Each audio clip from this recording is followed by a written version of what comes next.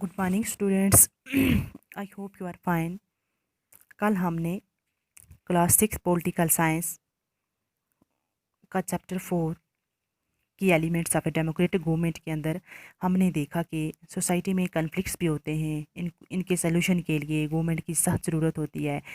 लोगों को लोगों की पार्टिसिपेशन भी मस्ट है। किसके अंदर? डेमोक्रेसी के अंदर। वो अपना रिप्रेजेंटेटिव इलेक्ट करते हैं और बाद में ये जो representative on behalf of the government ये मुल्क को चलाते हैं। मुल्क की मतलब लोगों के हर इंटरेस्ट को, हर ओपिनियन को मद्देनज़र रखते हुए इनके हर मसले को हल करते हैं।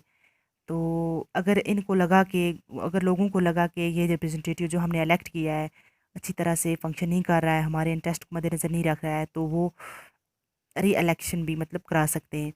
तो ऐसे में हम देखते हैं कि एक सोसाइटी के अंदर कन्फ्लिक्ट्स भी होते हैं। अब इनको हल करने की भी, इन तनाज़ों को भी हल करने की ज़रूरत होती है। तो today we will discuss need to resolve conflicts.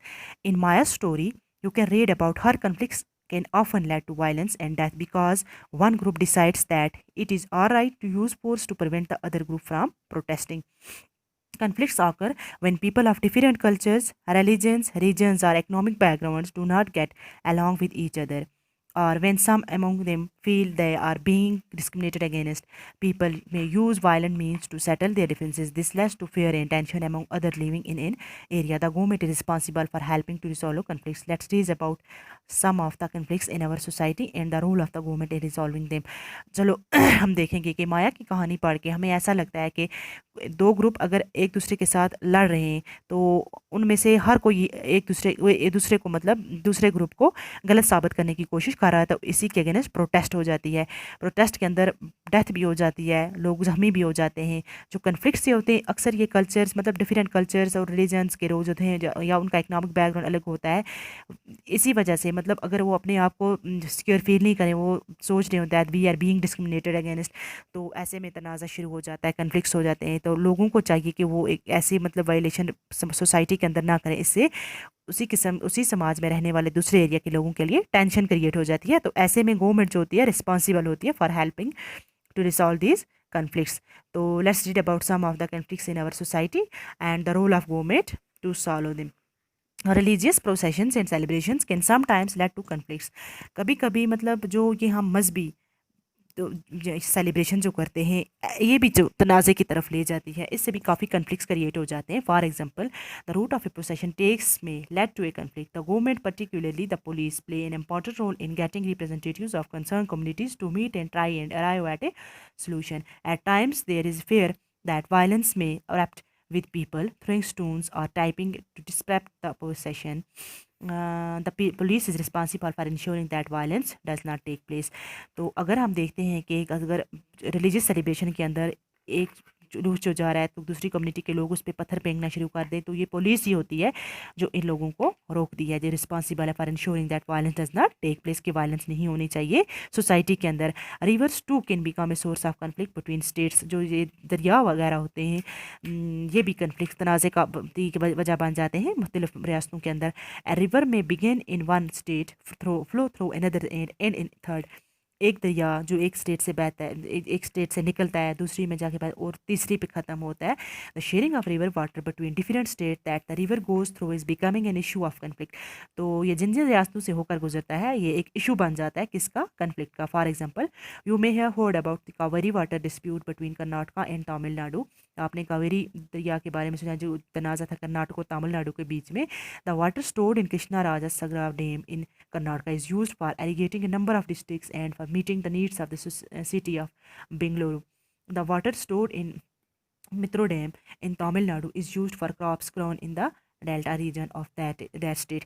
देखिए जो ये जो डैम थी, राजा सुकरा डैम थी, जो कर्नाटका के अंदर इरीगेशन पर्पज़ के लिए इसे मुख्तलिफ डिस्ट्रिक्ट के अंदर यूज़ किया जाता था। ये बहुत सारे लोगों की नीड्स को मीट करती थी सिटी बेंगलुरु के अंदर भी। और ये जो मित्रा डैम थी तमिलनाडु के अंदर, इसका जो ये जो पानी था ये भी स्टोर किया गया था और ये भी क्रॉप्स को इरीगेशन के लिए डेल्टा रीजन के अंदर मुख्तलिफ स्टेट्स के अंदर जो क्रॉप्स उगाई जाती थी उसकी इरीगेशन के लिए काफ़ी काम में लाया जाता था। Conflict arise between because both dams are on the same river.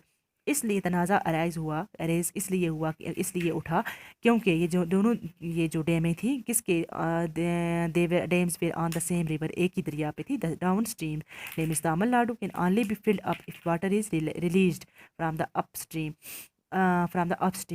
one located in Karnataka. Therefore, both states cannot get the much water as they need for the people in their states. This led to conflict. इस तरह तनाज़ा शुरू हो गया. The central government has to step in and see that a fair distribution is worked for both states. और government को इसमें मदाखलत करनी पड़ी ताकि दोनों जो ये स्टेट्स थी इनको बराबर पानी मिले। द सेंट्रल गवर्नमेंट इसने स्टेप लिया दैट फेयर डिस्ट्रीब्यूशन मतलब इसकी अच्छी से तकसीम की जाए और ये फॉर बोथ द स्टेट्स दोनों रियासतों के लिए। तो इसके बाद हम देखेंगे equality and justice. One of the key idea of a democratic government is its commitment to equality and justice. Equality and justice are इंस्पेरेबल।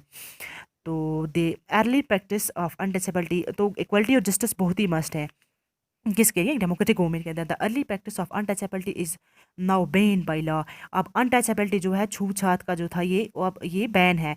This group of people are denied education. अब ऐसे लोगों को भी ये एजुकेशन दी रही है, transport और medical facilities भी हो रही हैं and even the chance of offer prayers, और इनको भी नमाज वगैरह या ये जो मजहबी प्रचार करने की इजाज़त दी है। Doctor Ambedkar whom you have read about earlier in this book and many others like him realise that such practice must not continue and that justice can only be achieved when people are treated equally। तो अब इसको doctor Ambedkar को भी लगा कि ऐसा नहीं चलेगा, मतलब अनटचेबिलिटी और मतलब लोगों को मज़हब के नाम पर या रेस कलर कास्ट वगैरह के नाम पर डिस्क्रिमिनेट करना ये नहीं चलेगा। इसलिए अम्बेडकर को लगा कि ऐसा ठीक नहीं है। ठीक वही है जो कि अगर हम देखेंगे many others like them realise that such practice of, अगर यही प्रैक्टिस जो अनटचेबिलिटी की हैं छूत छात की वगैरह की अगर ये कंटिन्यू रही तो ये जस्टिस है can not be achieve one people.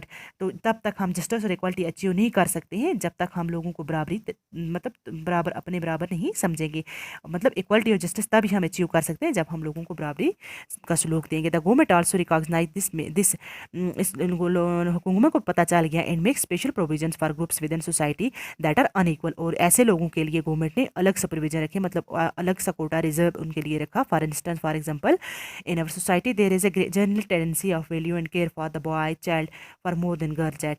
हम देखते हैं कि पहले हम बॉय चाइल्ड के लिए ज़्यादा मतलब रखी जाती टेंडेंसी और ज़्यादा वैल्यू केयर की जाती थी बनस्बत गर्ल चाइल्ड के। This means that society does not value the girl. इसका ये मतलब था कि सोसाइटी समाज जो था लड़की को वैल्यू नहीं दे रहा था एंड बॉय चाइल्ड इक्वली मतलब किसके बराबर, लड़के के बराबर। एंड दिस इज अनजस्ट, और ये बिल्कुल अनजस्टिस थी। In this context the government steps in to promote justice by providing special provisions that can enable girls to overcome the injustice that they are subjected to. Thus, it is possible that fees for girls might be waived for load in government schools और colleges. तो इसके लिए हमने देखा कि government को भी लगा कि ऐसा ठीक नहीं है, ऐसा कंटिन्यू अगर रहा तो हम मतलब जस्टिस और ये इक्वलिटी को अचीव नहीं कर पाएंगे। इसलिए समाज के अंदर लड़की को लड़के के बराबर दर्जा देने के लिए स्पेशल प्रोविजंस उनके लिए रखे गए, हर लिहाज में एजुकेशन के सिलसिले में भी, और ये वोट देने का हक भी दिया गया। हर किसी चीज़ में उनकी पार्टिसिपेशन मस्ट रखेगी ताकि इनजस्टिस को दूर किया जाए। तो ये जो चीज़ ये पॉसिबल हो सका कि गवर्नमेंट जो स्कूल्स हैं उनको अगर लड़कियों की फ़ीस भी माफ़ की गई तो कॉलेज के अंदर भी सबके, तो ताकि वो लड़कों के बराबर एजुकेशन अचीव कर सकें। तो ये था हमारा की एलिमेंट्स ऑफ डेमोक्रेटिक, तो डेमोक्रेटिक गवर्नमेंट। तो yesterday we will discuss its, tomorrow इंशाल्लाह we will discuss its questions. Thanks, अल्लाह हाफिज़, टेक केयर।